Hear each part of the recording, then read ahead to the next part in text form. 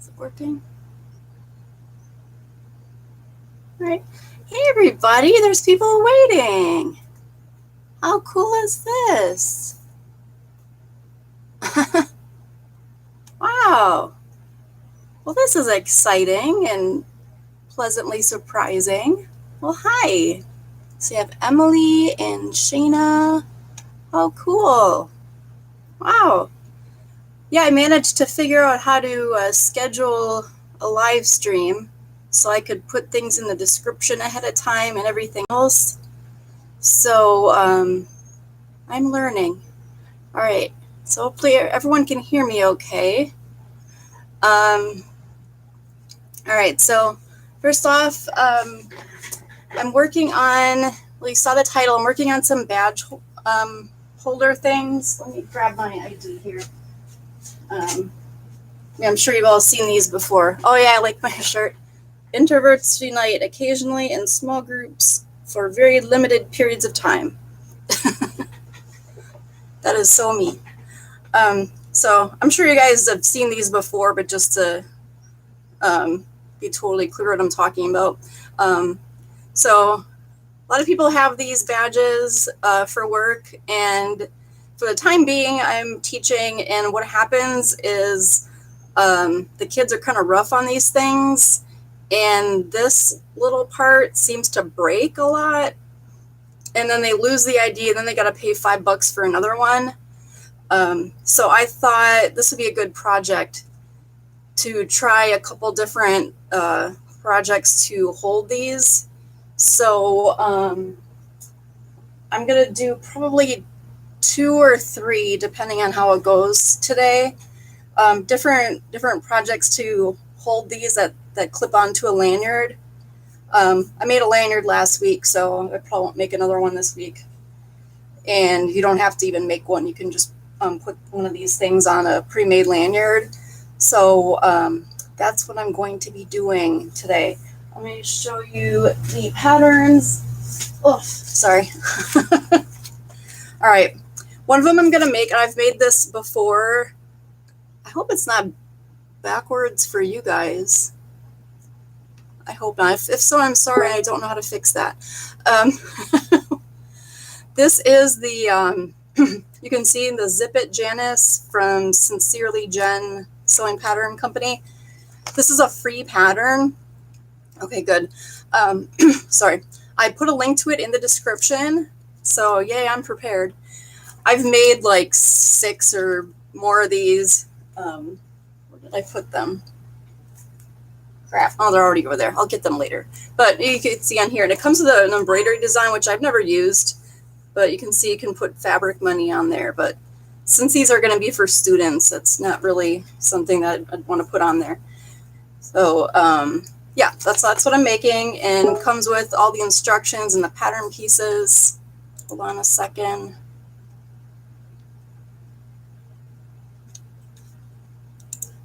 All right.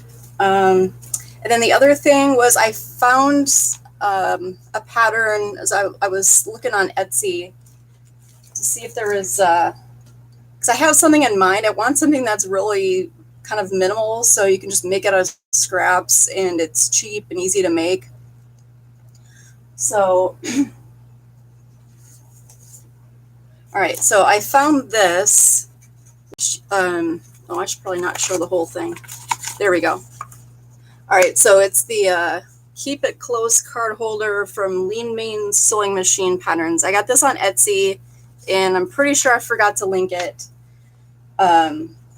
And then she has her own website too, which I think it's just leanmeansewingmachine.com. And it mentioned that she has a Facebook group as well.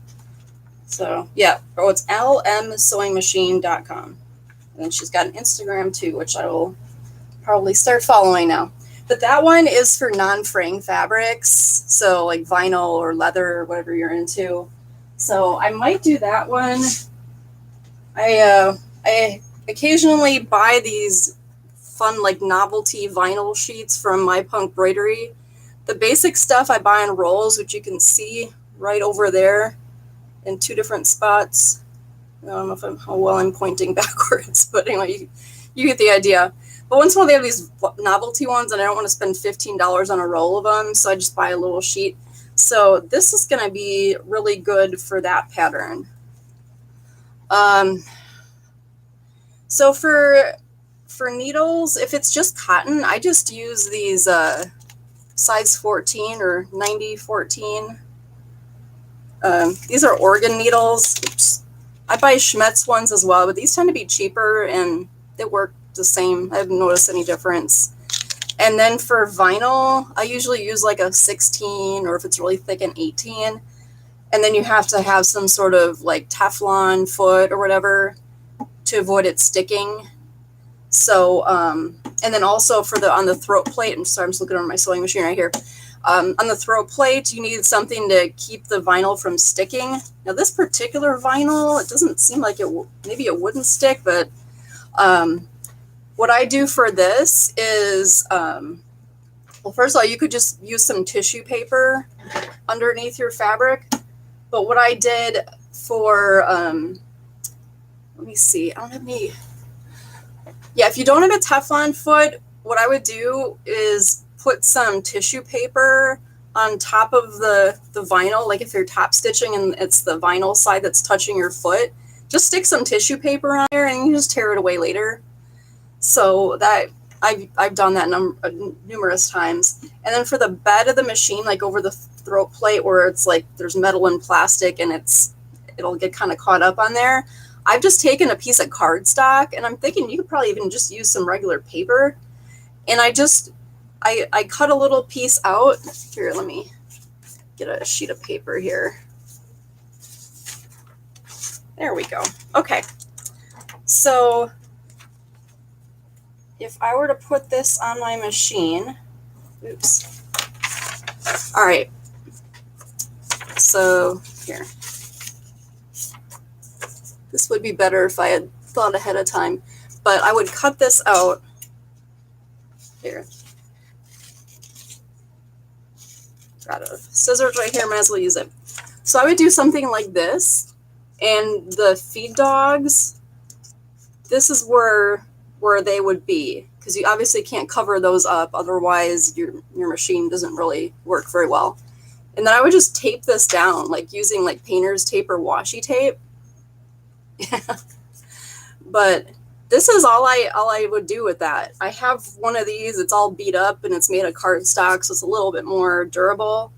And then I would just put a washi tape or painter's tape on it for my old machine.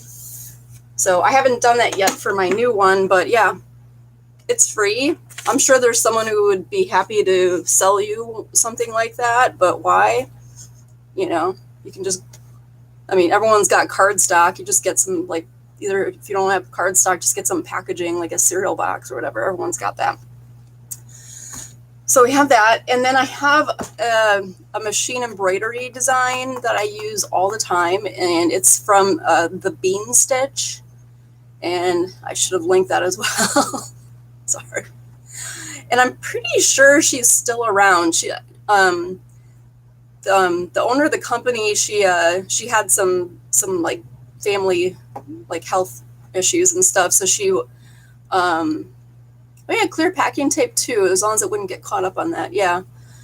So anyway, I don't think she's designing anymore, but I think her site is still up. But she makes a lot of basic, like just practical items that sell really well on my in my Etsy shop when I have time to make them. All right. So I think what I'm going to do first is, I got to show you this fabric I got. People love seeing fabric. I know I do. So I put a link to this shop in the description below. I'd never ordered from them before, but what I like to do is when I shop online, I like to, I'm sure you guys do the same thing. If I need a couple different fabrics, I try to find a shop that has all of them, or at least most of them. So that's what I did. So I'm sorry, I cannot remember the name of the shop, but again, the link is in the description. And what was really cool was that the shop is based in the county next to where I grew up, in a really tiny town called Iron Ridge, Wisconsin. It's like unincorporated, super tiny town. They're probably buried in snow right now. But anyway, I just thought it was funny and like small world, you know, because I'm in Florida now. So I needed a couple of things. First of all, I mentioned last week that my, I guess it would be my stepsister-in-law. My stepbrother and her, they're having a child, and I wanted to make a gift. And she likes the Carolina Panthers a lot.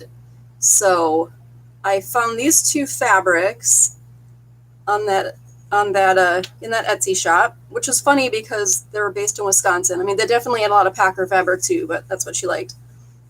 And then I have been looking for more of this fabric forever. I bought some. I made a bag out of it, which I don't have out here, but I made a Vivian by Swoon with it. This is from Timeless Treasures. That's the manufacturer. I don't see any other information printed on the selvage, but is this not the most fun thing ever? At least I think so. It's got little fruits and popsicles on it. It's gorgeous. So I was very excited. I got more of that. And then this one's a little risque, but this is a lining. There's two different pieces. But it's an Alexander Henry print. So it's like a leg. And then, yeah, these are just two remnants that she had. She didn't have a whole yard, so I just bought these smaller pieces. This is for a lining for a coffin-shaped backpack from Bent Needle Bags. And seems legit on here on YouTube. She has a video where she makes the whole thing. And I will probably in an upcoming live, I will be attempting that bag, except I will be enlarging it because my daughter would like it as a school backpack. So she's a teenager, by the way. It's not like I would make this for a 6-year-old, but, and this is the lining. So anyway, I like Alexander Henry. You don't see stuff like this every day. All right, so that's what I've got. Oh, cool, a blanket. So it's like, is it like minky or like a patchwork thing? Let me get a drink.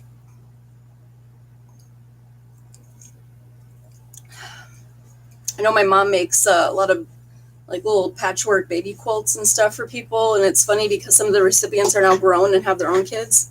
Drinking. Just don't sew while you drink. I have not personally tried it. I'm just thinking, no, it's probably not a great thing. Water. Yeah, mine's water.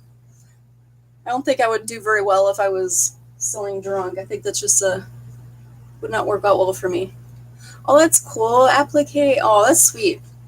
People, like, at least people I've encountered, tend to really appreciate when you make stuff for their babies. So that's really nice. All right, so what I'm doing here, let me put my ID aside so I don't accidentally melt it. And I think the angle is somewhat okay here. I'm going to try to avoid messing with it because I don't want to get anyone sick from me trying to shake a camera around. But so yeah, what I'm doing is I think I'm going to make the Zip It Janice one first, just because I made it a number of times. Here, I'm going to go grab the finished ones. All right. So this is a sampling of ones that I've made. So here's one. So you can see it puts the clear pocket on the outside. It's just kind of stitched on like an applique. And then also there is a magnetic snap and a little slip pocket on the side. And then it's got a little loop with a key ring. And then a zippered pocket with zipper tabs. And then there is the lining. So it looks really nice. And this is a good scrap buster. You can see I used 3 different fabrics on this one. And then this one is some sugar skulls with some, yeah, that's a good point. The cards, yeah, there's nothing keeping them in. So you have to either be really careful, let me see, or sew it really tightly. I think that, yeah, let me see. It seems to be okay. I think maybe like since the card itself kind of sticks to the vinyl, that it keeps it in there. So, but that would definitely be a con to this one. And then you'd want to make sure that you sewed this pocket not too big, because if it was way big, it would be more likely for the card to fall out. Let's see how well I sewed this one. Yeah, this one I sewed it kind of a little bit bigger, but it seems okay. Yeah, definitely a laminated card. I think if you had business cards in here, they probably would be more likely to fall out. You can see this one I used coordinating Allison glass prints that I had in my stash. And then a nice solid lining. And then this pretty pineapple one. It's got cat hair on it. That's great. So yeah, so that's what we're going to do. So let me put these aside. And then these are the fabrics that I decided to use. So it's really small. This is, you know, less than 4 by 6 inches. And then you get a pattern piece to round off the corners and all that good stuff. So I need to interface these, and it calls for woven interfacing, but I'm going to try using this cheap non-woven interfacing. Oh, okay. Yeah, that would be something you definitely wouldn't want to lose. So yeah, this is just cheap.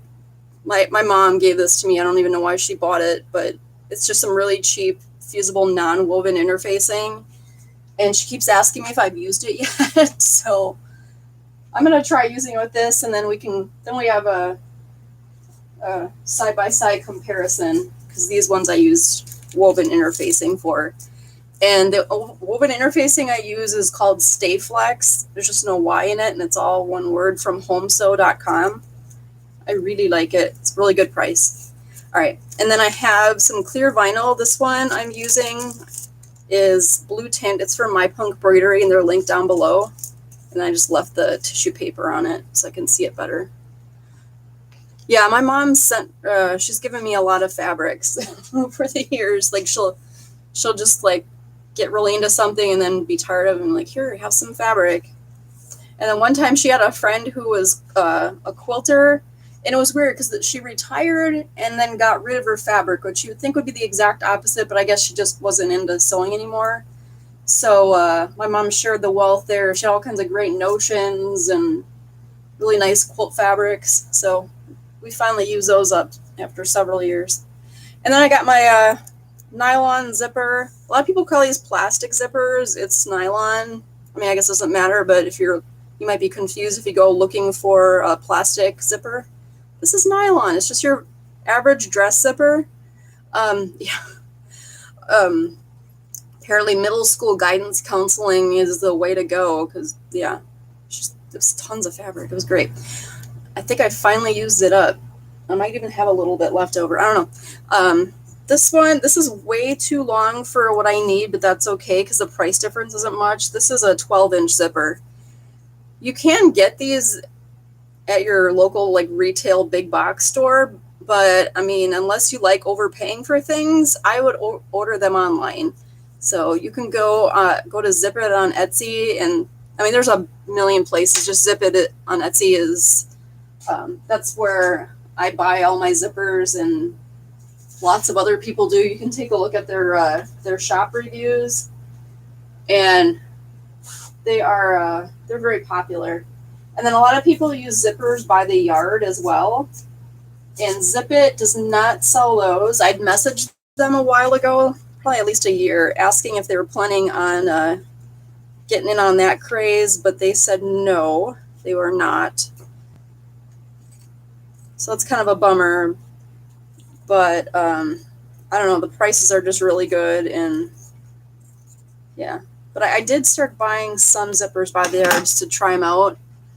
I had issues getting the pulls on, and I saw this trick. If you look on YouTube, So Sweetness and a couple other channels have tutorials on how to use a fork to put the zipper tape here. Oh, I have some right here. I was thinking, if you're new to zippers, you might not know what I'm talking about. But so this is zipper tape, and then here is a zipper pull. And then you just have to make sure that the two are the same size, because there's like, they go by measurement. This is a number 3, and I think it stands for 3 millimeters. It's an inch wide, so it's a number 3 zipper. This is a number 5, and they also have 4.5 zippers. Let me grab one. All right. Oh yeah, the teeth are a little wider. So this is, and I remember I did a zipper video on my channel a while ago. I haven't watched it in a while, but I know I gave some information on this. But anyway, this is 4.5, this is 5, so it's slightly wider. The 4.5 and the 5 don't really matter too much as far as choosing one for your project, but it does matter if you're mixing and matching the zipper pulls with the tape. But anyway, it's kind of tricky to get these on here. So yeah, look up the fork trick. So the advantage of the zippers by the yard is that they can be cheaper, and then there's less waste. So like for this, I mean, there isn't much of a cost difference between like say a 7. I think this pattern calls for like a 6-inch zipper. That and a 12-inch. There's not much of a cost, but there is going to be some waste. And you can technically buy extra pulls for number 3 zippers as well. But the leftover piece I'm going to have from this is just going to be so small.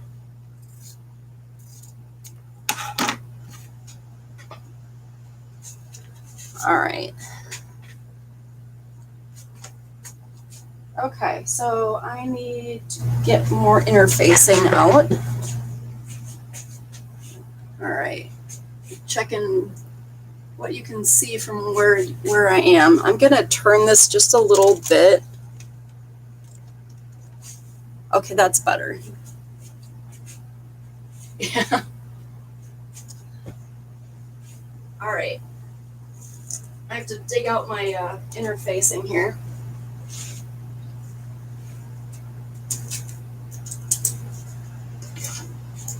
All right, so for this, you need 3 pieces of fusible interfacing, so I just have 1 left. And normally, I'll use my really crappy old pattern weights for this, but I'm trying to be fast because I'm pretty sure you came here for sewing and not watching me cut fabric. So I'm trying to hurry it on up. Okay. All right, so now I'm going to fuse this. And then let me grab the instructions. I haven't made one of these in a while, so I have to remember which pieces got the interfacing on them. Yep. So I'm not putting out the whole thing. All right, I'm gonna have to wing it.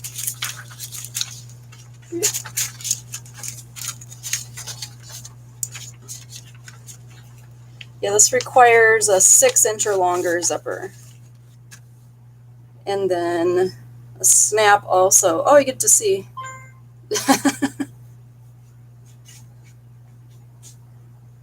All right, you get to see me put on a cam snap, I guess. You can use a magnetic one, like I did that for all the ones that I just showed you.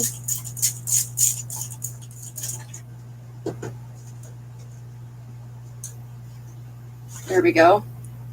All right, I'm gonna grab a keyring really quick.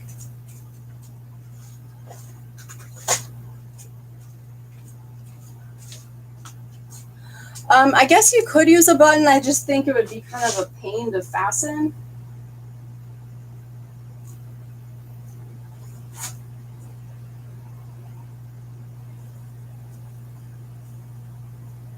All right, and then these rectangle pieces are ones that I'm going to be kind of winging.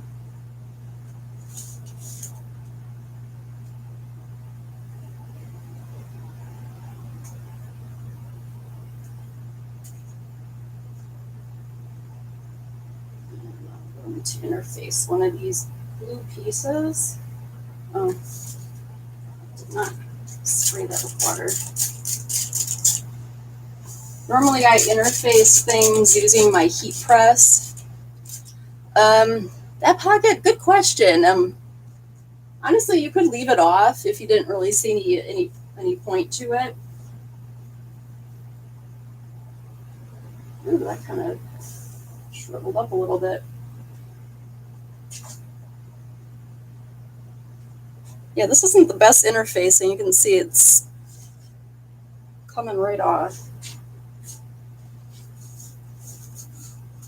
It's not getting on my iron. All right, let me try fusing that again. Yeah, I don't think I have the cardboard bolts not in there. It's some sort of really cheap Pellon non-woven fusible interfacing product. So you definitely get what you pay for. So you can see I fused it twice and then it shriveled up and shrunk over here. So that's not great.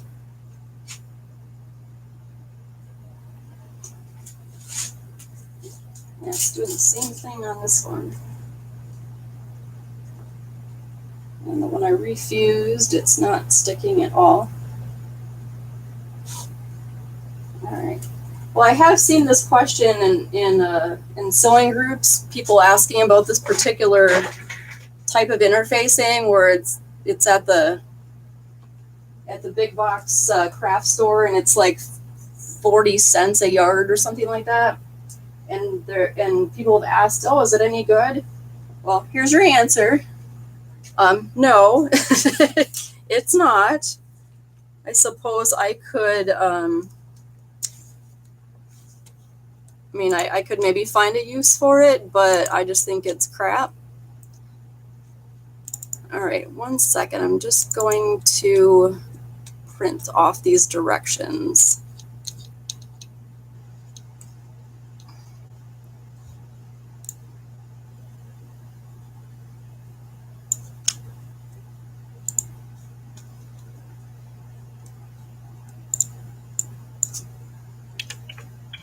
Normally, all I print is the front cover of the pattern.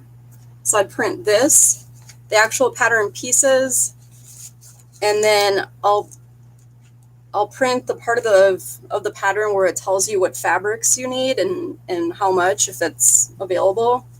And then that's all I'll print out. Oops. I'm dropping everything.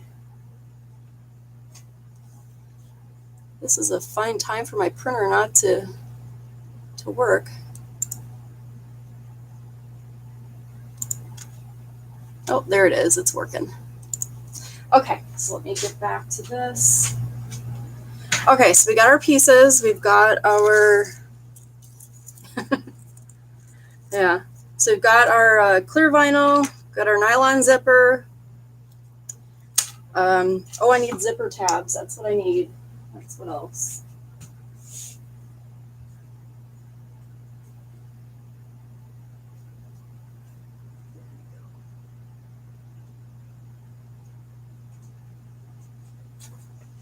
All right, so the zipper tabs can be made of scraps, which I've got some of right here.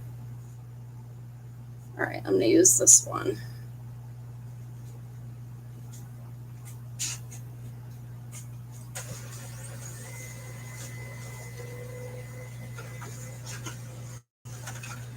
Oh, these are too small.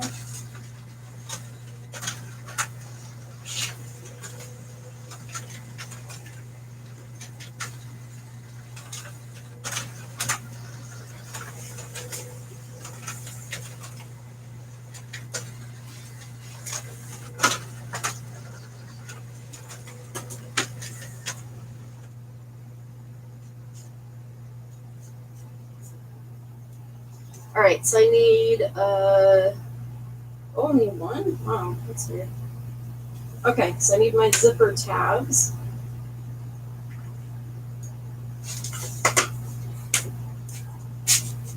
All right, let me grab these.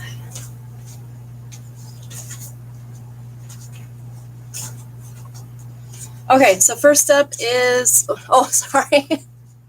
I went to grab the paper or the pattern instructions off of my printer. I put these back here. All right, so the first step is I need to make my zipper tabs, and let me show you that. I'm still working on making these look decent, if you can see here. But at the ends of the zippers, there's a little bit of fabric, and it just makes it look nicer, because sometimes it won't come out right. It'll look like it's kind of being sucked into the bag. So the zipper tabs are to prevent that. Let's see if I have a better example. Oh, this one looks much nicer. So hopefully you can see, but it looks more square. Doesn't look like it's being swallowed up. All right, so we need to do this. Okay, so we got to fold these drawing sides together. So what I'm doing here is I'm actually making both zipper tabs at the same time and then just cutting it in half afterwards.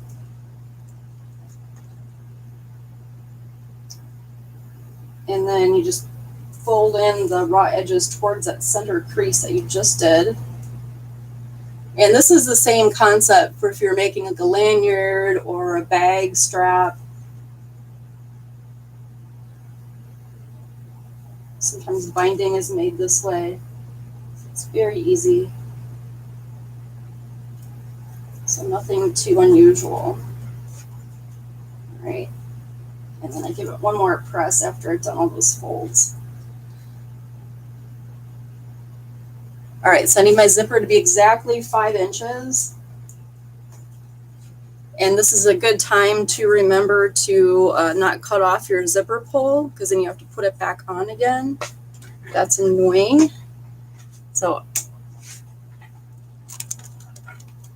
I gotta try to aim this so you can see my sewing machine, since we'll actually be sewing now.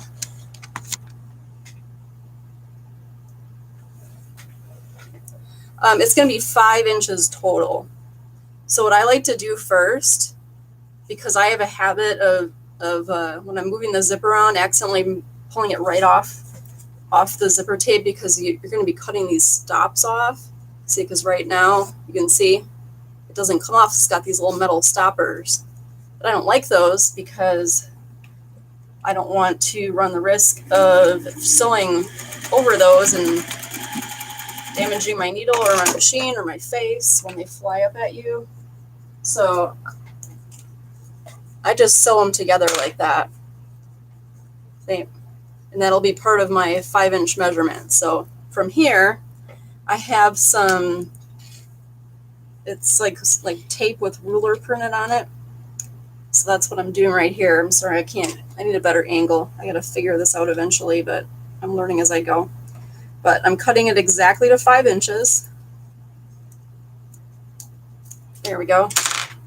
And then this, sorry, it's going away. All right, so it's exactly 5 inches. And then we have no more metal stops. And then we've got this. This is our zipper tab. And I'm going to very carefully fold it in half. Thank you. And cut it. So I got 2. Okay, I'm kind of contemplating my thread choice here, and I'm going to change it. So I think what I'm going to do is, there's another Sincerely Jen pattern called the front and back envelope wallet, and I'm going to do a video tutorial on that one, except it's not going to be live. I'm going to record it ahead of time, so then it's then I can edit it down so it's a little shorter, and then it has less of the I guess downtime would be the way to put it. Because I know some people don't enjoy watching that sort of thing, and that is okay. Options are good. Plus then I can feel like I'm using my teaching certificate, which I really won't be after this May.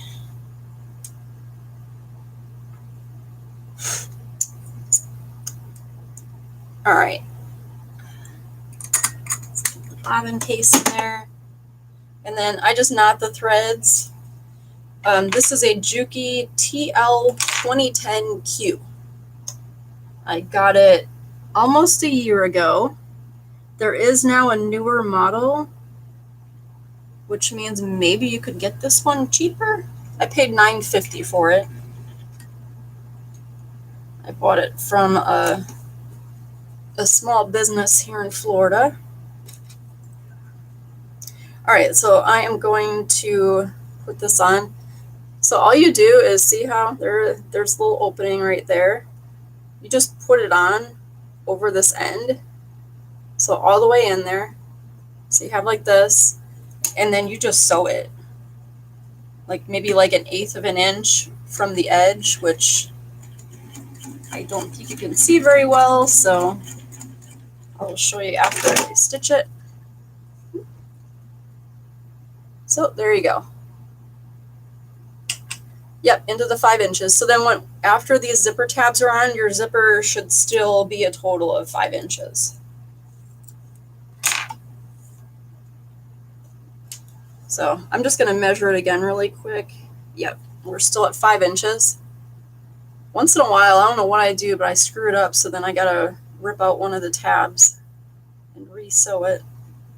So I like to avoid that if I can.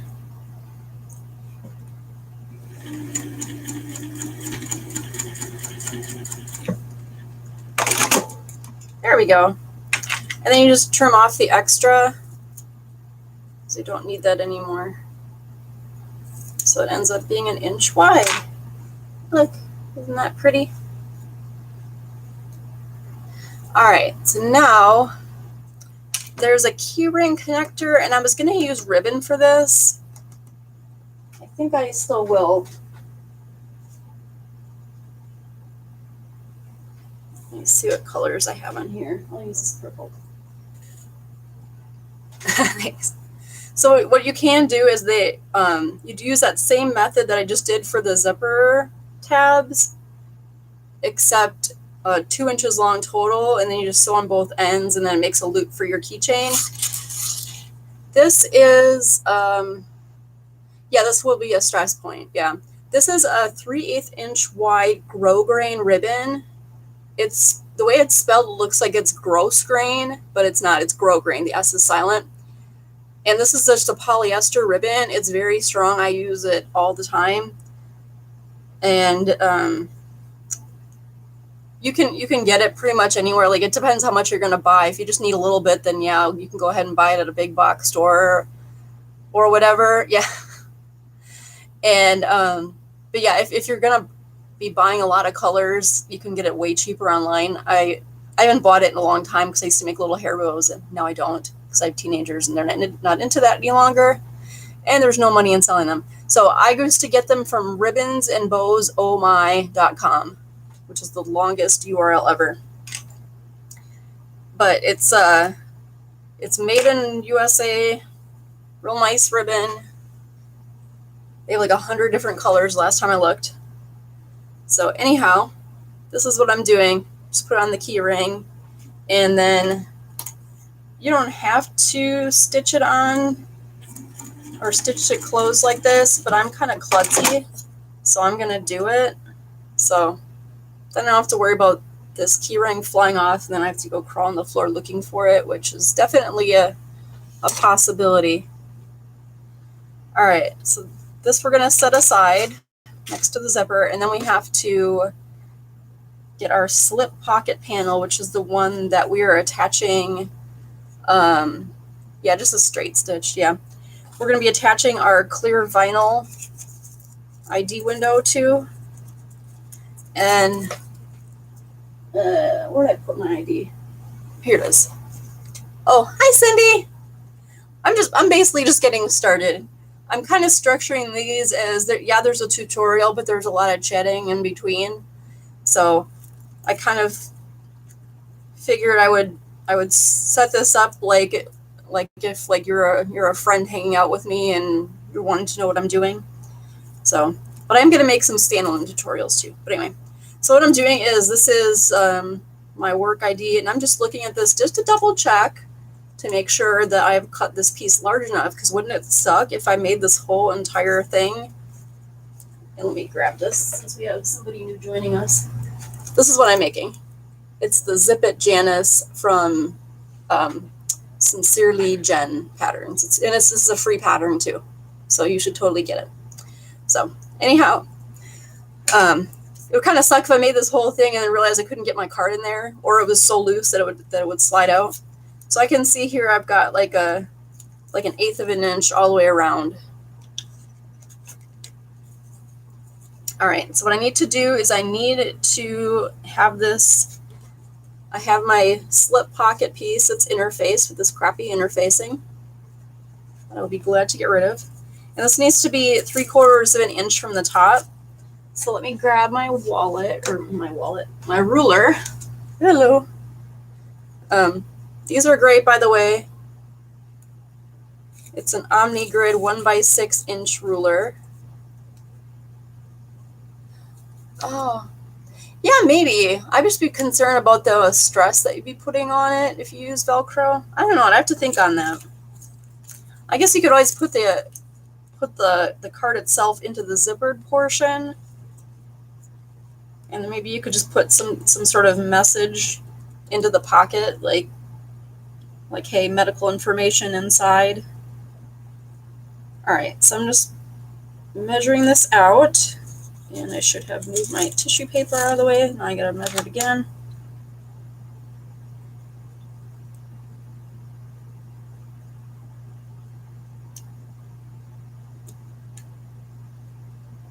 There we go. Okay, so I have it on here, and of course I can't pin it because it's vinyl and it'll leave permanent holes. And then it's so far away that my Wonder Clips would not reach it.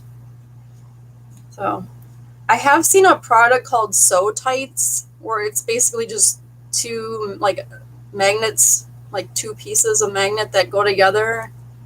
But I don't have those, so obviously I won't be using that. So what I'm gonna do here is, instead of just getting out my Teflon foot for one seam, I'm just gonna do this tissue paper trick like I talked about earlier.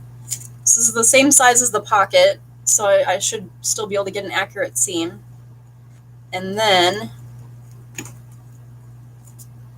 there's really 2 ways of sewing this pocket on.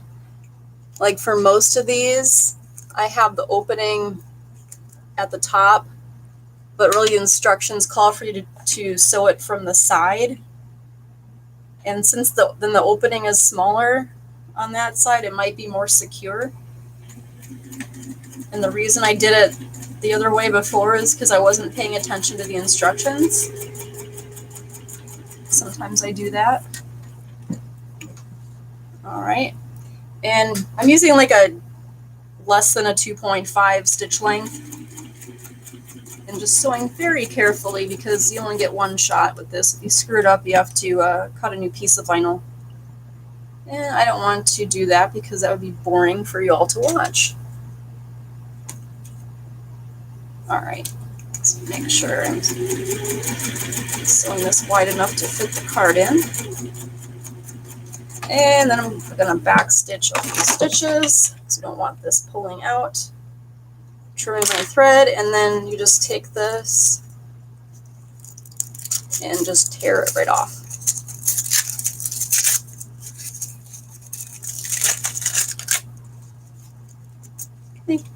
Oops.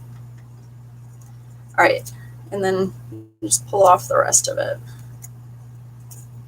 So you might have little teeny pieces that kind of get stuck and don't want to come out, but that's something you can do while you're watching TV later. So I'm going to try to pull out most of this just for aesthetics, but yeah, you could always just say, oh, good enough, and then when you're finished with the whole project and done for the day and you're watching TV, you can sit there and with a tweezers or your fingernail and pick out the rest. Yeah, this would definitely be washable. If I knew for sure I was going to machine wash it, I would pre-wash the fabric as well, just to be on the safe side, even though if you're using high quality fabric, it shouldn't really shrink or colors bleed. But I like to be safe. So here, let me try this out. Okay. Yep. So there we go. And yeah, it does kind of come out a little bit. So yeah. Yes, I guess that's the downside to this pattern, but it's good that we know that. So then if that wouldn't work for you, you could just use a different pattern or leave the pocket off altogether. All right. So I am already on to the next page of instructions. Okay, so now we have to attach the snap. So they give you a handy little template on the pattern piece. So you can see I've already poked a hole through there. So then you just match it up to your uninterfaced slip pocket piece, which would be this one. And then I'm just using a regular old pen because this mark is going to be covered up by the snap anyway. So there it is. You can barely even see it now. Okay. So now since a strap is going to have to be subject to a lot of stress, you want to put a little square of fusible interfacing on the back side of this. So I'm going to do that and then apologize in advance because I have to go very quickly grab my snap pliers and my snaps, but I know where everything is, so it'll be quick.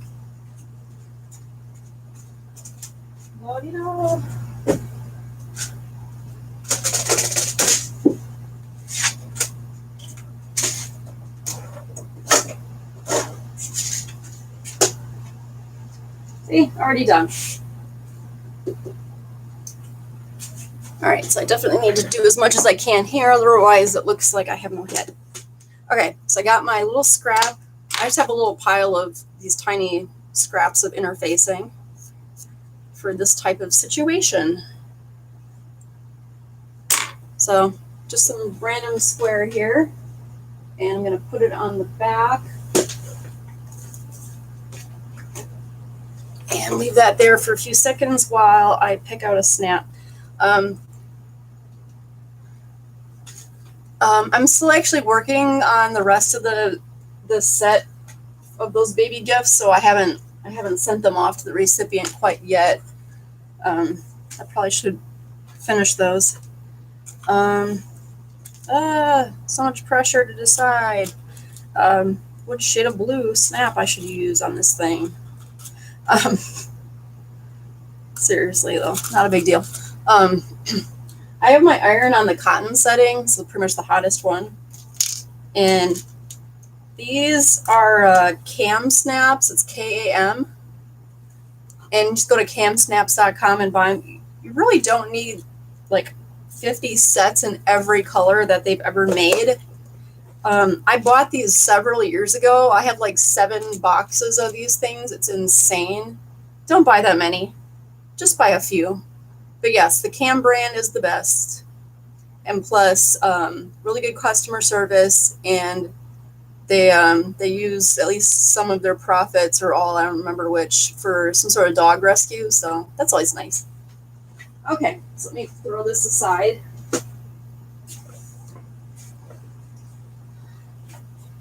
Okay, so I've got my little set of cam snaps here. And then there is a press, and I have one. It's over there. I just prefer to leave that one set up for doing rivets. This is just their pliers, which is much cheaper. And this is a block of wood that my husband drilled it onto. So you can see it's on there. That kind of makes it into a press. So you will soon see. You just use a pointy object. This is the awl that came with the pliers. And you poke a hole and you put this back on so you don't stab yourself. And then we are putting, does that matter? Male half. Okay. So these are just like the regular length prong snaps. Oh, hello, Jay Wilson. All right, and then you just push down. So if this wasn't on the block of wood, I would have to just squeeze it, but I'm trying to avoid hand fatigue. So I would like to keep my hands in working order so I can sew until I'm 100. So gotta be careful. All right, so I have done that, and then I need to put the snap on the right side of an exterior main panel. So if you had embroidered one, you'd pick the one that's not embroidered, but I did not embroider either one of them. So for me, it doesn't matter which one. So, you know, I actually could mark it on the wrong side. So lining it up, obviously I would set this down on a flat surface, but trying to make it so you can see what I'm doing. And then got my hole marked and now punched. Safety first. All right, and then, oops, make sure you put it in the right way. The cap goes inside here on the interface side, so it'll be hidden away, and then your socket or female half, whatever, goes there. And then you just press down. Yay, there we go. And then you can try it out. Oh, you know what? I did this wrong. I was explaining it and did it wrong. See what I did here? This is going to be enclosed. So I totally messed this up. They do sell a die for removing snaps. And I probably should buy it because I do this pretty regularly. Let me get a pliers.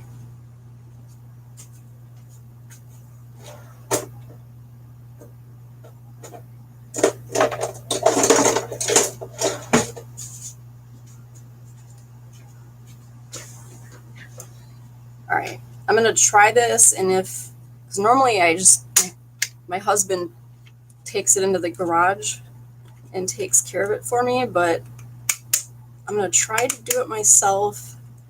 But if it doesn't work out, I'm gonna move on. But it looks like it's doing okay.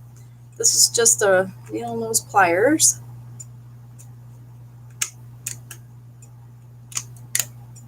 Yeah, I wish I could say this is the first time I've done something like this, but it's not by a lot. Like it's pretty regular. Where, I mean, all I do is I go into the house and I hand the offending snap and what it's attached to my husband, and he immediately knows what I need done with it and removes it. But yes, Cam does make a die for their snap press that removes snaps.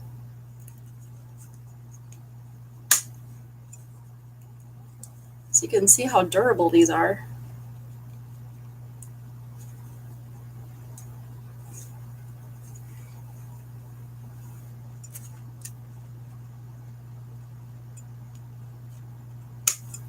Hey, I got it.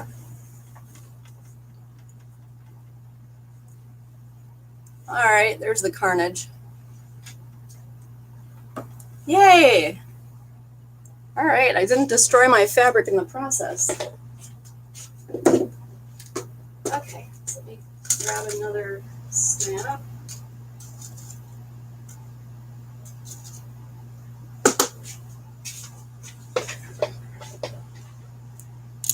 Okay, this time I'm going to do it correctly. So the cap goes on the inside. Yeah, that's pretty lucky.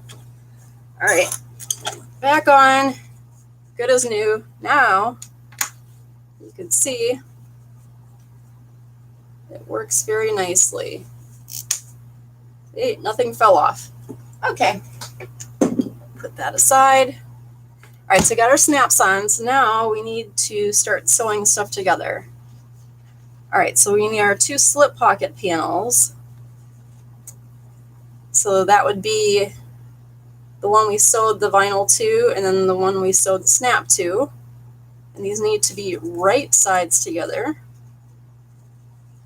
double checking on that. I don't need to screw up anything else today. And then I'm going to be very careful and clip this. And then you get, what is this, a 1/2 inch seam allowance.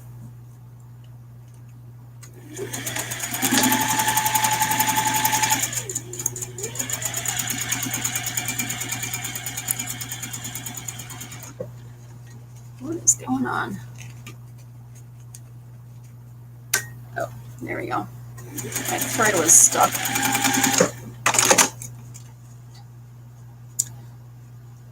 All right, and then we're trimming it down to 1/4 inch. The seam allowance, that is.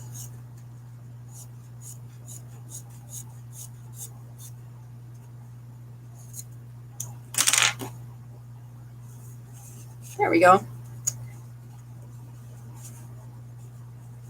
right, now we have to press the seam without touching this vinyl and melting it. And then you also have the added bonus of not melting this snap. So be very careful here.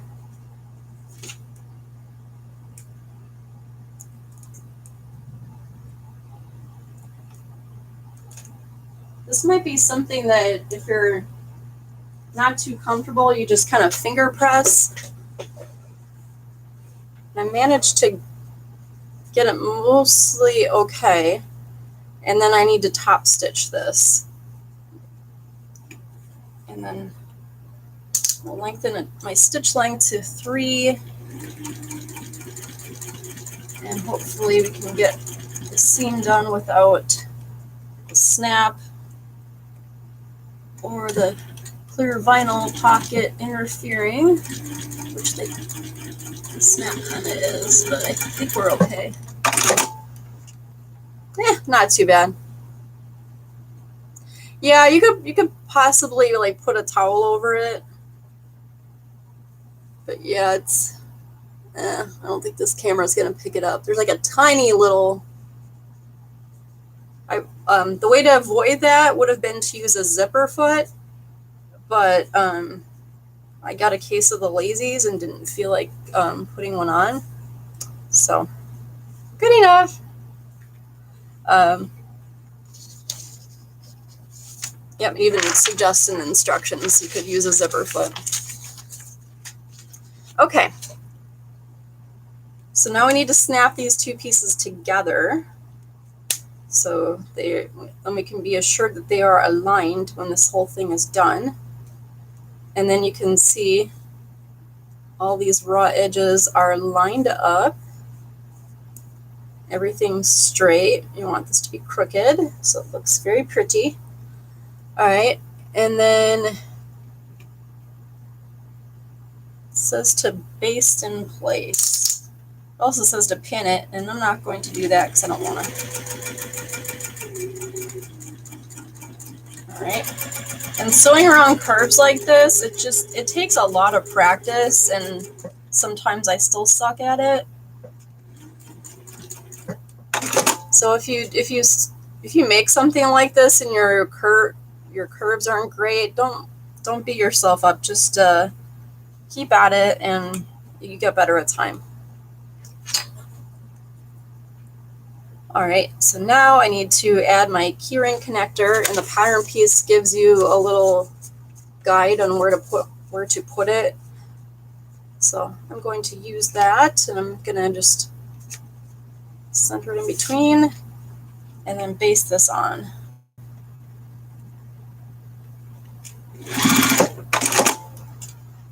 Alrighty, so this is what we have now.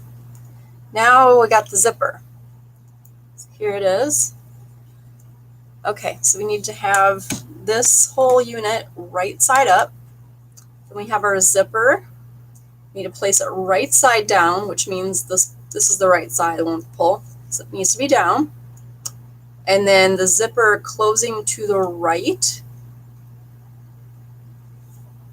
So, and then matching the top edge, and it has to be centered.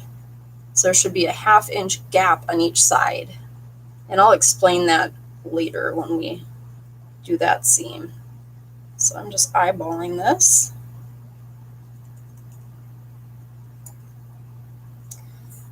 And then if you had used your zipper foot, it would be good to have it still on since you're going to be sewing on a zipper.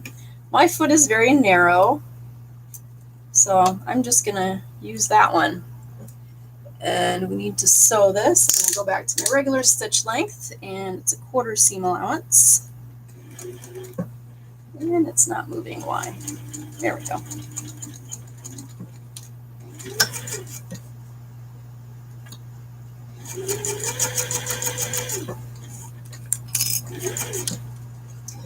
And I have to kind of pull up on the foot and wrestle with the zipper to move it out of the way.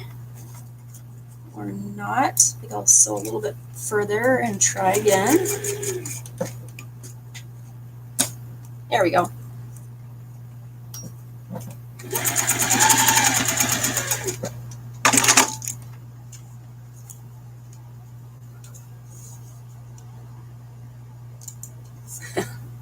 There you go.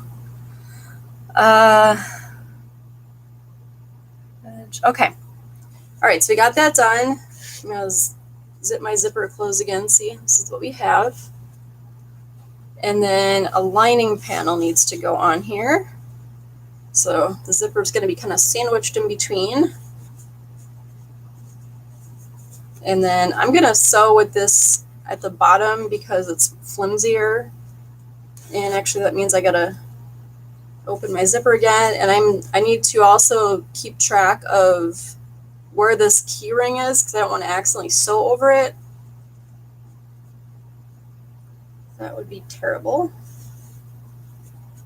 Remember one time when I don't know, like 20 years ago, I was sewing and a needle broke and it went like right, like into my eye. Like it didn't like poke my eyeball, but it went like this area, like what is that, like the water line or whatever. It was just kind of chilling right in there. So yeah, that was scary. I ran into the bathroom and was able to pick it out without injuring myself, but that was frightening. But hey, once in 20 years, that's not too bad. All right, so I need to sew these at the top, 1/4 seam allowance again. So you can just kind of follow the previous stitching that you did. All right. You know what would be cool is maybe in a future live, I could figure out a pattern in advance and then let you all know. And if you wanted to sew along with me, then you could, and that would probably be even more interesting to watch because you'd be sewing along with me. And then if you got stuck, I could answer your questions in real time. What do you think? That'd be cool, right? I think that'd be fun. Okay, now I need to flip it around.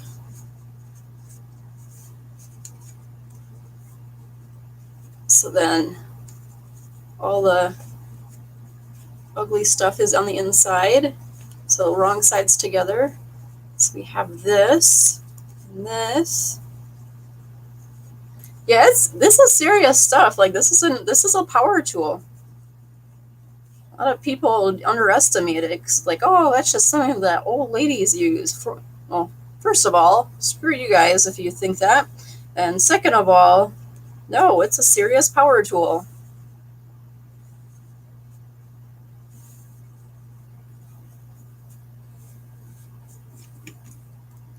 All right, now I gotta top stitch this, and you can kind of see it's a really tiny area. It's like right here. That's what I'm top stitching.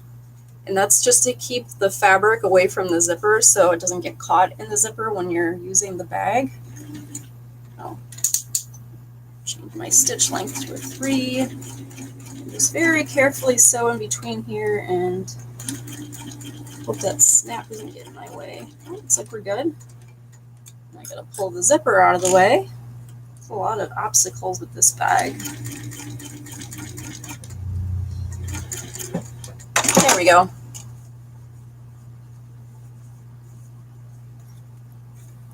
Yay. All right, so we got our top stitching.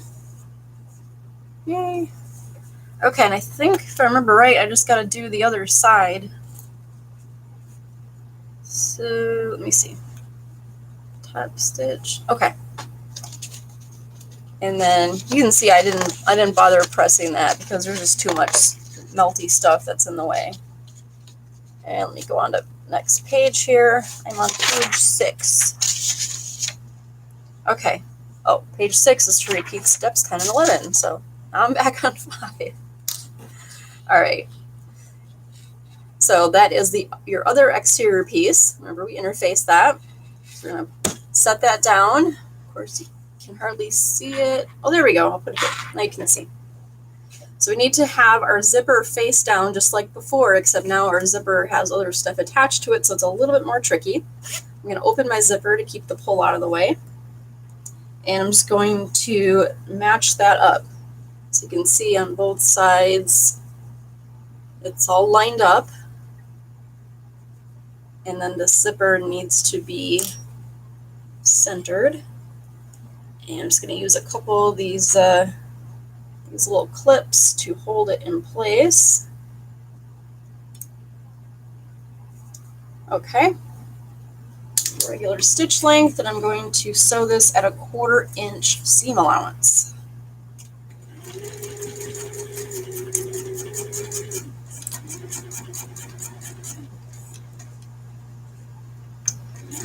And I'm about to the point where the zipper pulls at, so I'm stopping, pulling that out of the way, and sewing the rest of my seam. So there we go. See? All attached. And then just like before, grabbing our lining piece. All right, so this is what we have here. And I'm putting the lining over the top. So we have our zipper that's sandwiched in between again, just like before. And we're lining everything up nicely.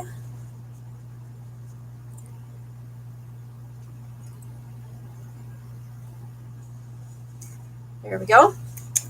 And we're just gonna do our 1/4 inch seam allowance again. So right over the stitch that we just did. Zipper out of the way again. There we go.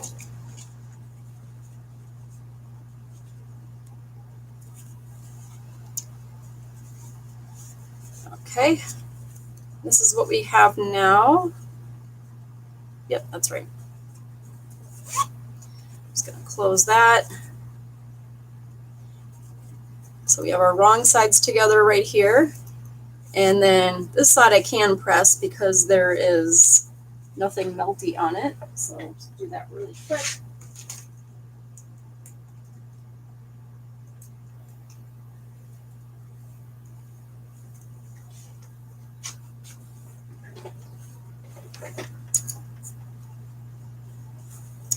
Okay, there we go.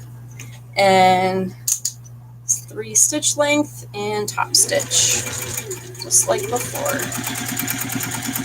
So this is almost done. There we have it. Now I can go on to page 6.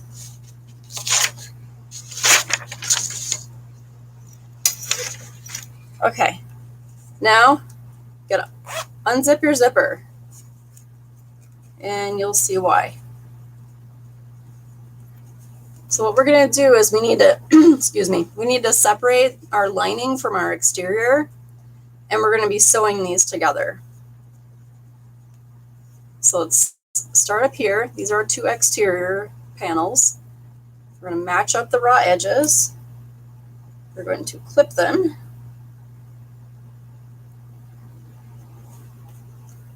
Make sure our key ring is inside there so we don't sew over it by accident. And then I like to use lots of clips because why not? All right, now this is the part that can be a little bit difficult. So you can see we have our zipper tab, and then we have this little gap. This gap is our seam allowance. the goal is to not sew this, because it'll look crappy, like it's being sucked into it. So match up these lining portions. It took me a while to figure this out. And then when you're sewing, you just squeeze it together so that that zipper tab is kind of pointing towards the lining. There. Okay, so then we need to make sure we have an opening in our lining so we can turn this all right side out after we've sewn this seam. What I like to do is because I have different color clips, I use my red clips as a reminder to leave this open, just like that.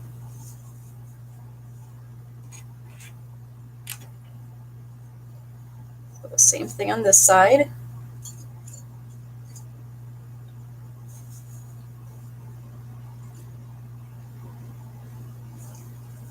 All right, so this is what I have.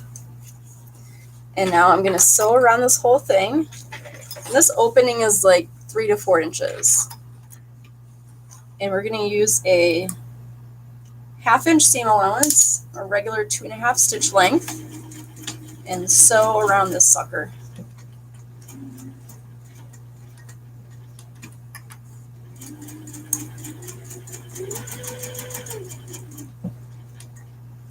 And I'm getting up to the point where the zipper tab is, and I'm just making sure that I'm sewing next to that tab, but I'm not touching it.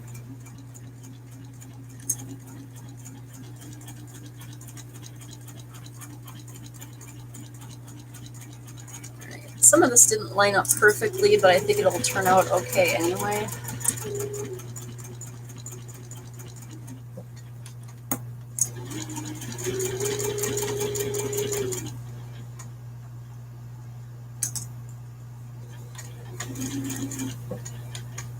All right, making sure I'm not running over my key ring, and just double checking the location of my zipper tab. So I'm sewing next to it and not over it. I think I cleared it. Almost done. Stopping here to leave it open. Whew. All right, that's what we've got. So now I need to do some trimming, and I need my big scissors for that because it's way easier.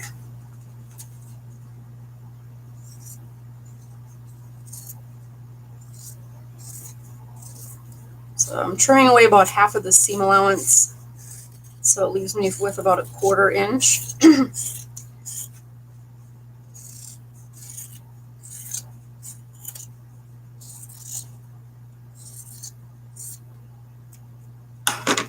Okay, throw that out. And then it's good to kind of clip tiny notches, like little triangular shapes, into the seam allowance on the curved portion.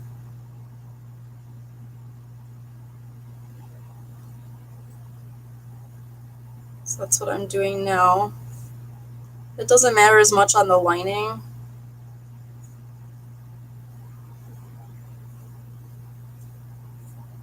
There we go.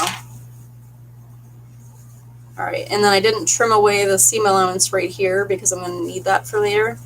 And we're going to turn the bag out through this opening.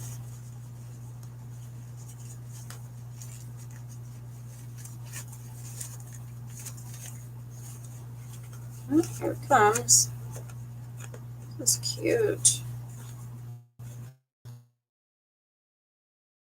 I'm just poking out these corners so they're the right shape, and then pushing out my zipper tabs.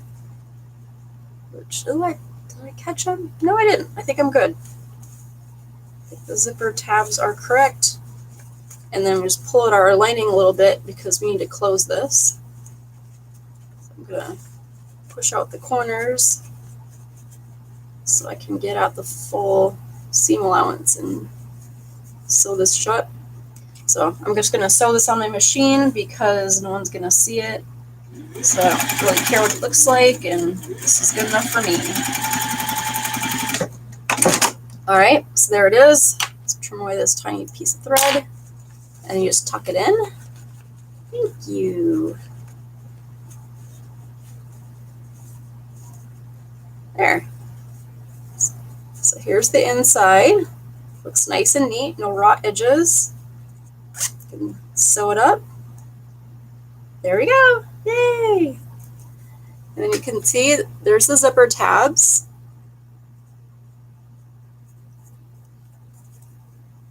And we have our little pocket. So you can put your little ID there. Oh, and you know what? Now that I'm thinking about this more, if you wear this on a lanyard, the card opening is opening to the top, so your ID would not fall out. There we go. So yeah, this would be pretty secure. So unless you're not using the key ring and you just have it like kind of thrown in a bag, then it might work its way out. But if you're wearing it on a lanyard like this, you're good. Yay! All right, and what you can do also, since the slip pocket, she suggests you use a contrasting fabric. If you prefer, like if you want your outer fabric to be visible on both sides, you just swap the two around.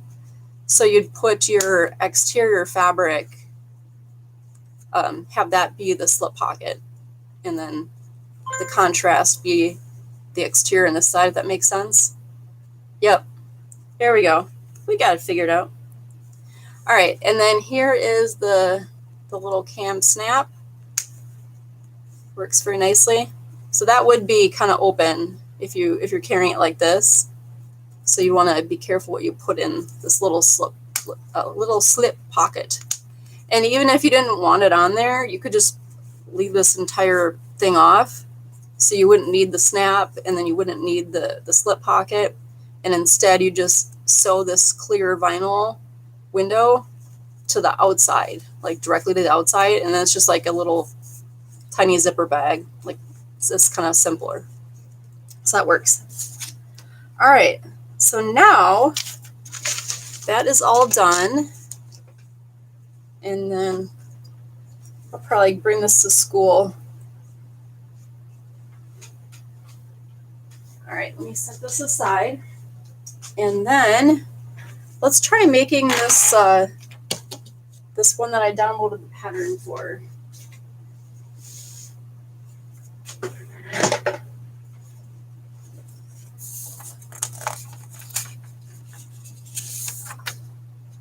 All right, so this pattern, it came with a zipper hack. And I think what they mean by it is that they added a zipper to it. So now I have to decide if I want to try to do that live on camera. And no, we're going to do the simple one first. I think it's going to be easier. So now it says leather, but obviously you can use vinyl. It has the same properties, except it's not made from a dead animal. So, and then it's also cheaper than a dead animal. Sorry. Nothing against anyone who likes leather. It's just not my thing. Just feel weird. Oh, thanks for tuning in, Emily. This was fun. I hope this was useful. All right, so now I'm going to switch to red thread.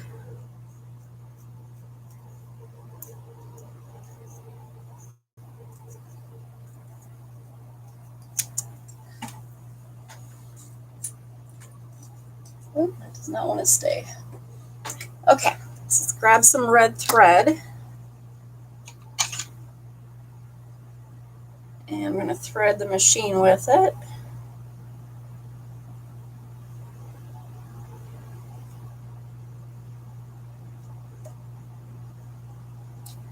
All right. I think I'm going to try to do Hi, Emily.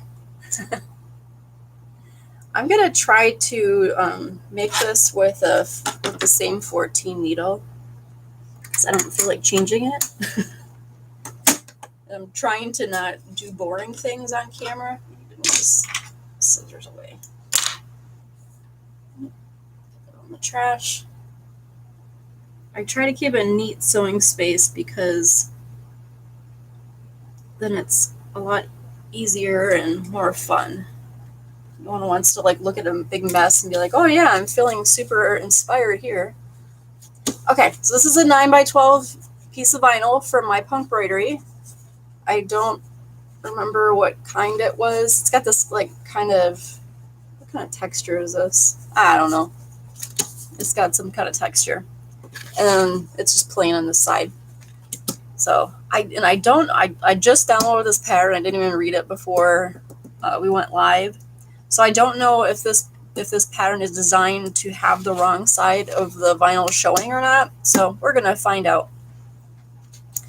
So first we got to cut this. All right, good. You can sort of see me. Hopefully you can hear me as well.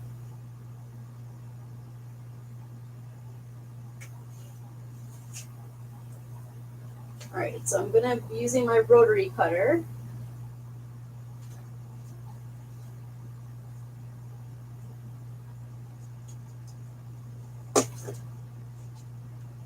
So I need a couple of pieces here.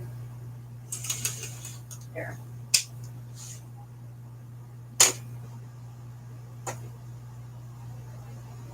And I'm not giving the measurements because then that would kind of negate the need for the pattern, which is definitely not what the pattern designer would like.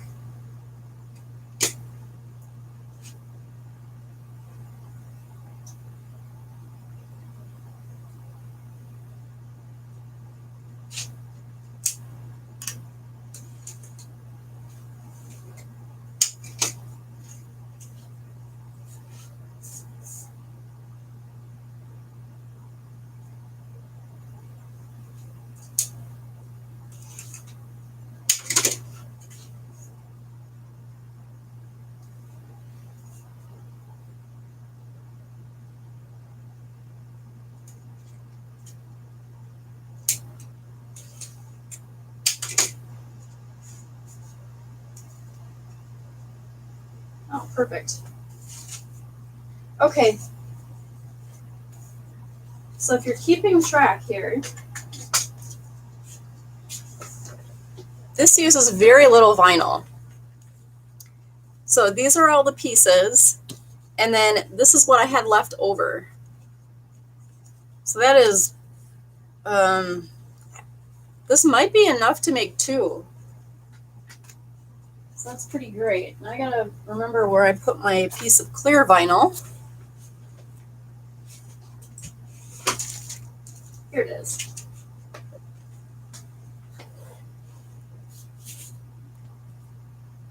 All right, this is a little bigger than what I need. I'm just gonna leave it that way for now. All right, so the first is I need to top stitch the top pieces, the top edges. So they're not really being very specific here. I'm assuming that this is the top edge. I'm going to see if I can do this without putting on Teflon foot. Let's try. It's feeding through just fine so far. Oh, that's great, Cindy. What kind of pattern?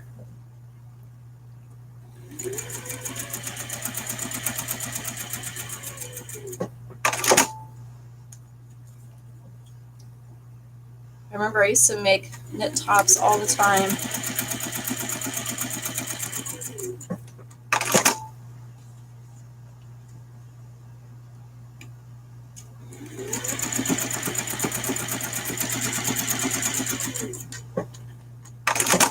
This is really easy to sew on. I have never used this exact type of vinyl before. I've used tons of punk embroidery vinyls, just not this specific kind, which... Oh, Berta? Oh, yeah, I love Berta. I always really liked their stuff, like, I think it was like the early 2000s. They would have these Berta young fashion patterns, and I really liked them because they were different from anything else that was out there. All right.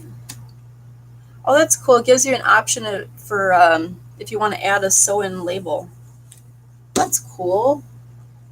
I think I'll leave it for now. I have a couple of labels, but all right. So we're gonna take which piece? This one.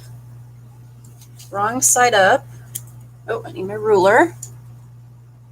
And then this is a Pilot friction pen. It's like a heat away pen. All right, and I have to mark from the top the dimensions that are stated in the pattern. Oh, and the bottom. Okay.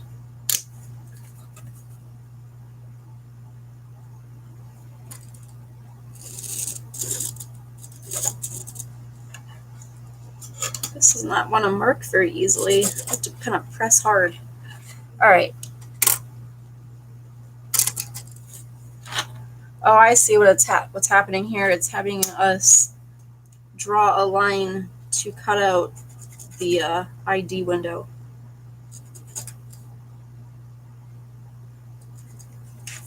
This is when you gotta trust the process, and then eventually you figure out, oh, that's what we're doing. It's fun. It's like a little surprise. Okay, so now I have a rectangular box, and I need to cut this out. So just do like this. So there's my little hole in the center, and then I just use that from there to cut out my rectangle box. And this is where the ID window will go.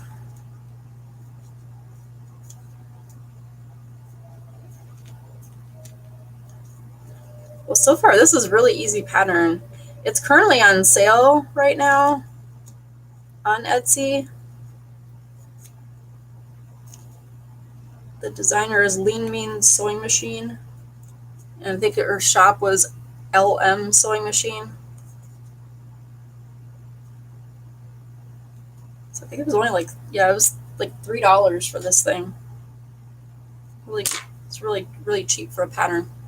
Yay, there we go.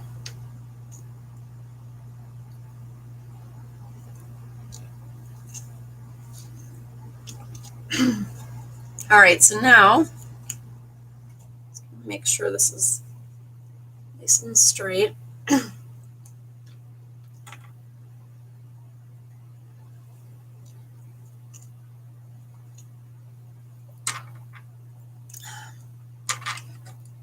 I remember once I made a jacket with a Berta pattern. It was like a longer one with like a funnel neck, so it didn't really have like a separate collar, and it's just zipped all the way up, and I used this bubblegum pink denim. That was so fun. All right, so now I need to have this piece wrong set up and then sew the clear vinyl onto it. So I am going to put some little clips on here to hold it in place, and then I need to sew it, except I will need either a Teflon foot or some tissue paper. And I'm gonna think real quick where I might have tissue paper. I think I have some right over here.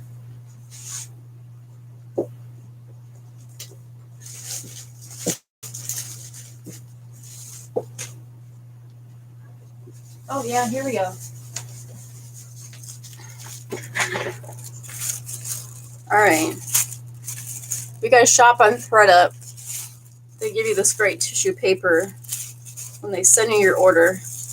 It's an online thrift store if you're not familiar with it, and I highly recommend it. I buy most of my clothes there. So just tearing off a piece of it. And then I'm going to just set it on here. There we go. And then I can just barely see through here. Oh, you know what I could do, because I'm concerned I won't be able to see through here. But what I could do is I could trace this.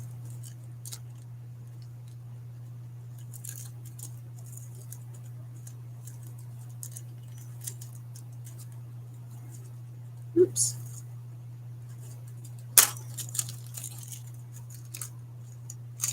I'll just clip that right on there with everything else.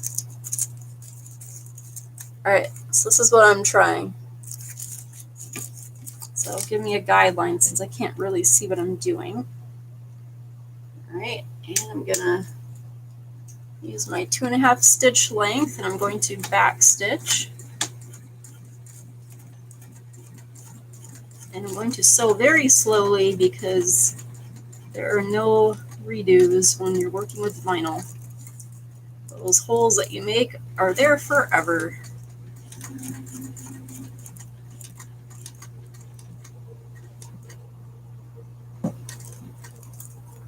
All right, I can take off this clip.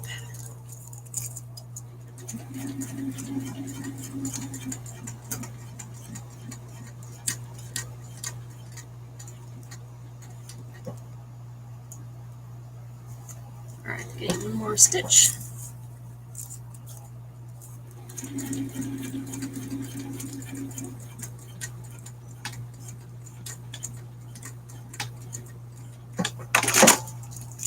All right, that's what I have.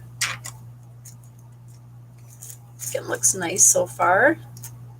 Got a little bit of extra thread all bunched up on the front, though. That's not a good thing. That we don't want.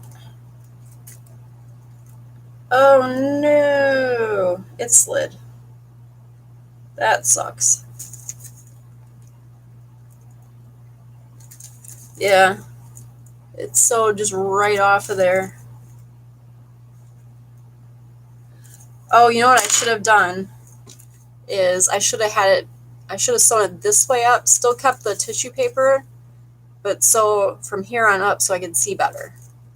That's what I should have done. All right. Well, I'm going to have to do this over again. Good thing I have extra fabric or vinyl. So let's do that.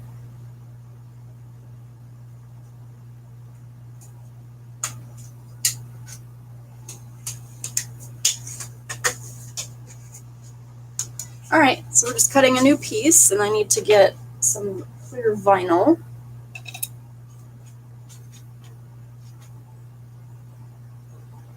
Oh, I still have some over there.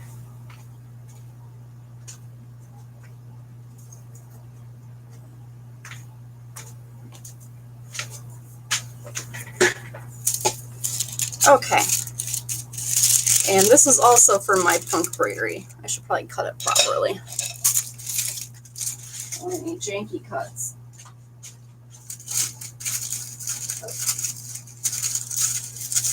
And this one has some tissue paper on it, so I will leave that on.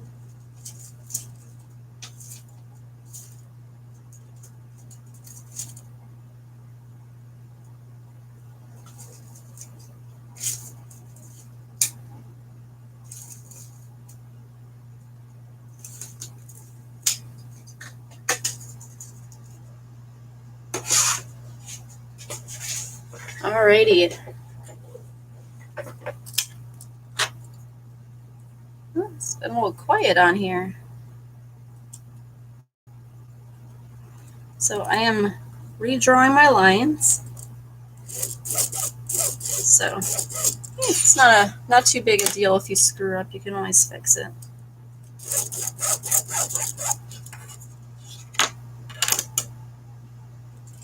That's why this little clear ruler is so handy. I use this all the time.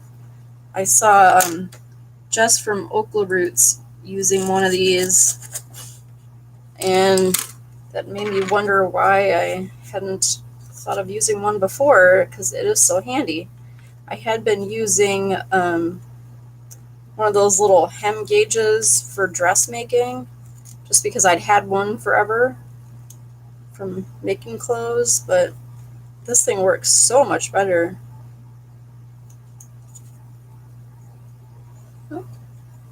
Oh, that's good, Cindy.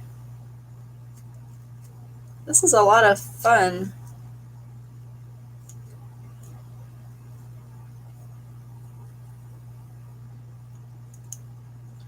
There we go.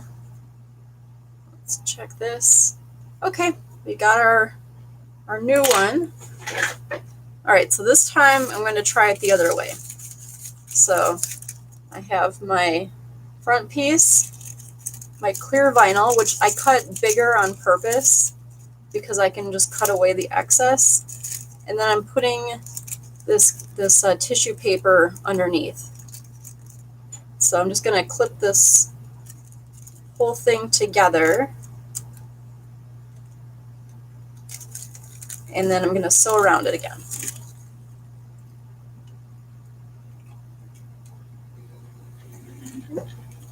Why isn't it moving?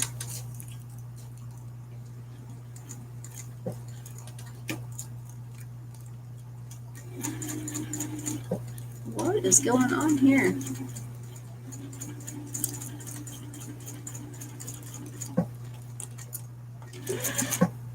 Wow, something is not right.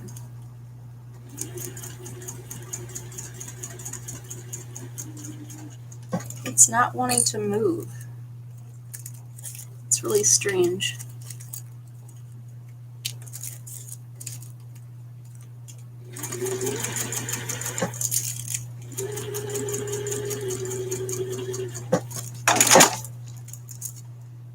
Yeah, you can see it's not working. It's not wanting to move.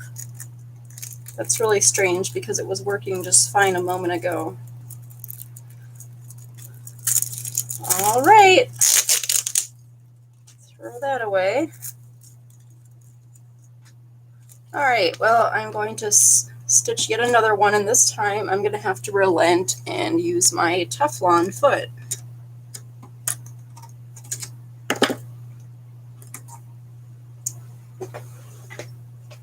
I don't know why it's so much hard work to do things more easily for me.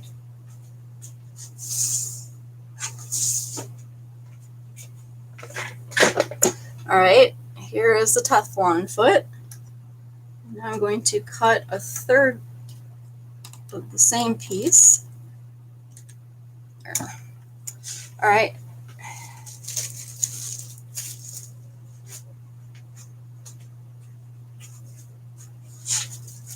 Oh, I'm glad I had extras because I'm using them all up.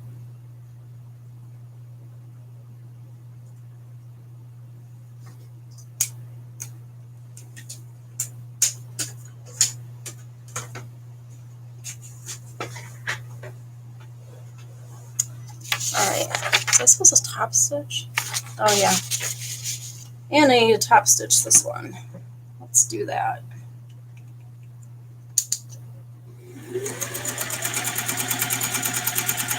Okay, it's going very nicely. So let me go and mark it again.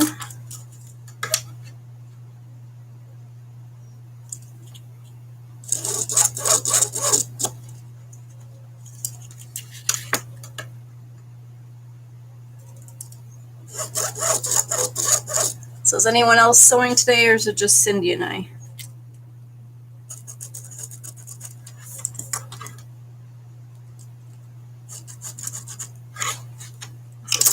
This is the best day of the week.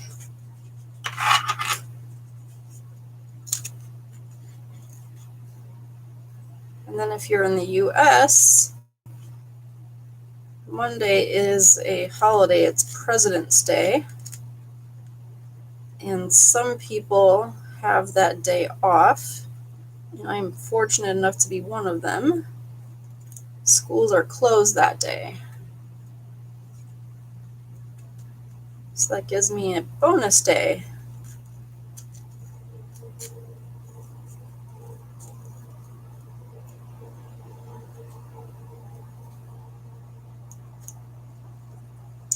All right, I got another one.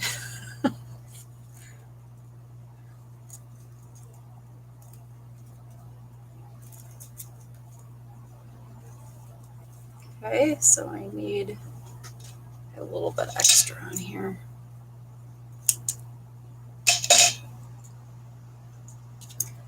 I'm going to clip this all together, and we're going to hopefully sew this together.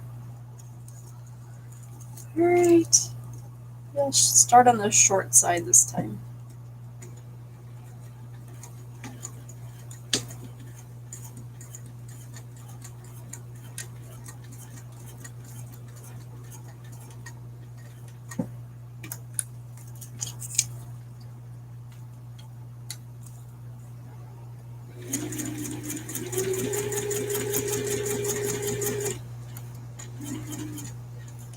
Okay, this time it's going better.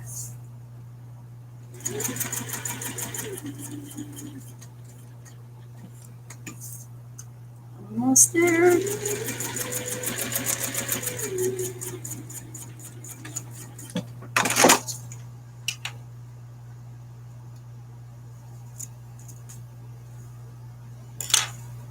Okay, I think we're good. Let's tear away the tissue paper.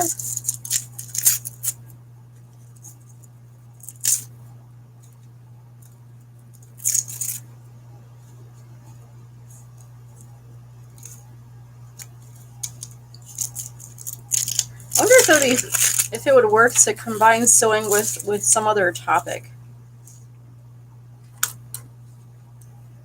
Like we could sew while discussing something else. I need to cut off this extra vinyl. I don't know what topic though.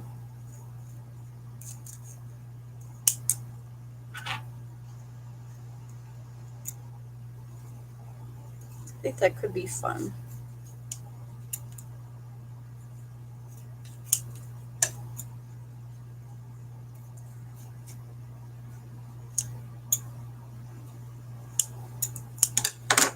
All right, so I got all my excess vinyl trimmed away and thrown out. Okay. So I have done that step. Okay, I need one of these pieces.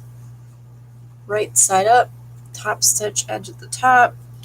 And I got my vinyl ID window, right side up, clip into place. And this is my ID panel. Okay.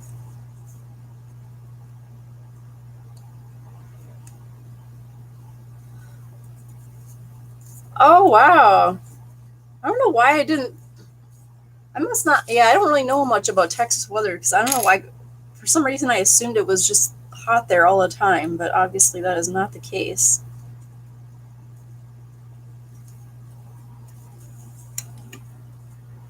It's back to 80 degrees here in Florida. Oh, I gotta get my other piece. Right side up.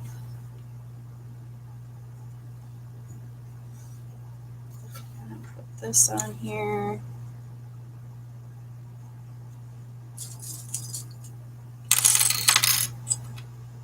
Yeah, up north where I'm from, it's like Arctic temperatures.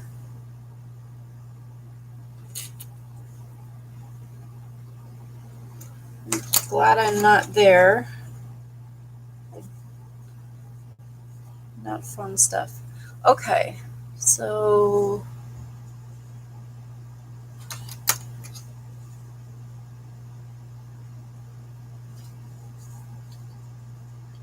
all right, now I have to add this piece. All right, so I've got these 3 different sized vinyl pieces all stacked on top of each other. I guess these are the card slots. 63 in California. Ah, too bad it's so expensive to live there.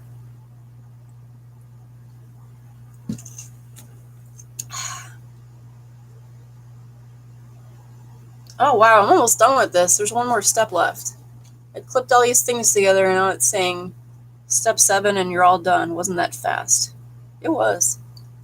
West Texas. Oh, -2. Ugh. It's like all the plants probably die and stuff. That's not good. Alright, and I gotta clip these wrong sides together.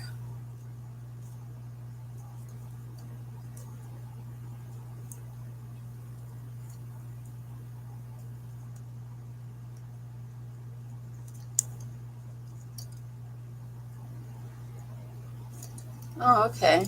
Then you just stitch around the edge.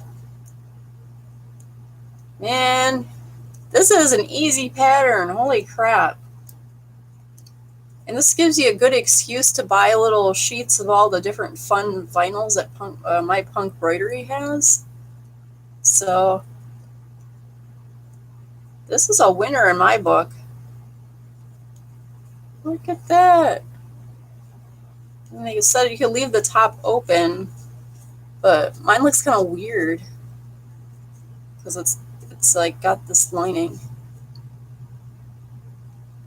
Oh, for a frame, get this. It's fray block. The initial instructions. Oh wow. Oh my gosh. Richfield, Wisconsin. I grew up in the same county. That's wild. Sorry, I had no idea. Initially, you have to like run this under hot water and then shake it and everything. But then after that, it's good to go. Folding a flannel 1/2 inch. Oh, that's a pain. Yeah, this stuff is great. You just have to be careful because sometimes it might get little bits like stopped up and then you squeeze too hard and it flies everywhere. So, I don't recommend that, but I do recommend the product. Alright, I'm going to sew all around the edges of this. Because my vinyl is funny looking on the wrong side. Okay, so I have to be careful not to sew over this opening for the ID pocket. So, ooh, wow.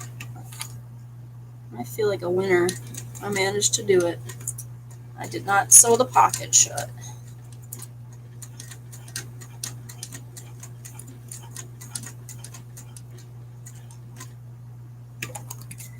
Oh, the only problem though with this is I need to put a loop in here to attach it to a lanyard. Oh, yeah, that free block stuff, yeah, it's just a liquid. Yeah, you just dab it on. So yeah, kind of like glue.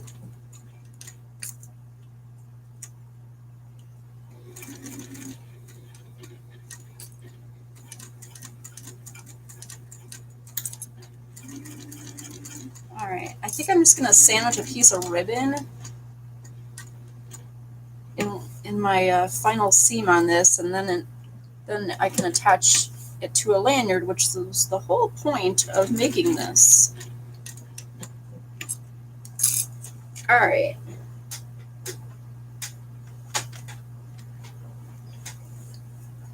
Alright, so here's some more Grosgrain ribbon. This is 5/8 inch wide. I have these D-rings too. I mean, I guess I don't need to use one, but I have them, so I might as well use them. Yeah, let's do this.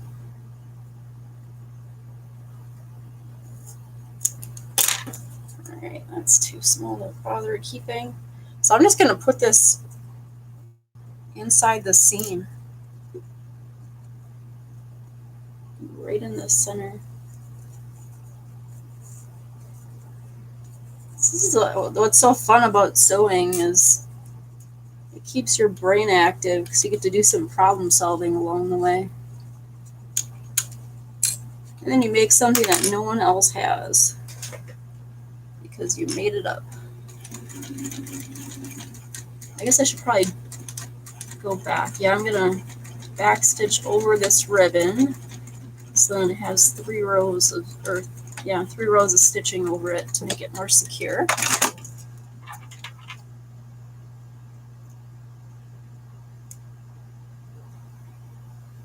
I haven't worked with flannel in a really long time.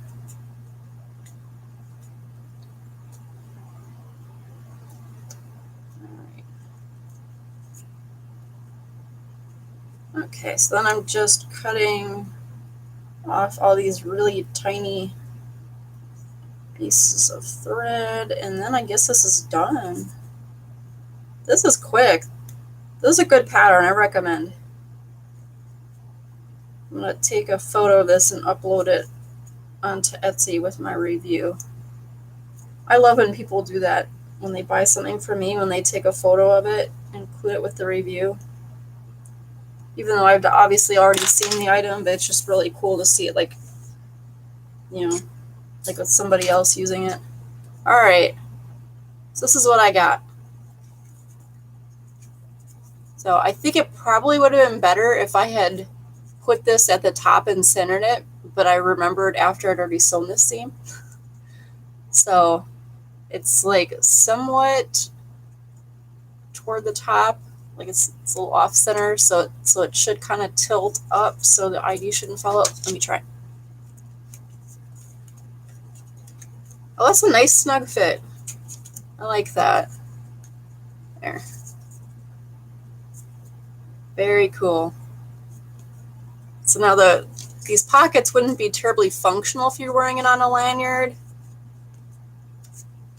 but they don't really hurt anything by being there. So I guess they have dual purpose. Like if you weren't putting it on a lanyard and you just like had it in your purse or whatever, you could stick the little cards into these card slots. They're pretty secure. I think you'd probably be all right if you still had it on here with a lanyard. Yeah. All right, cool. So we've got 2 things. Where's the other one? There it is. This was a productive day.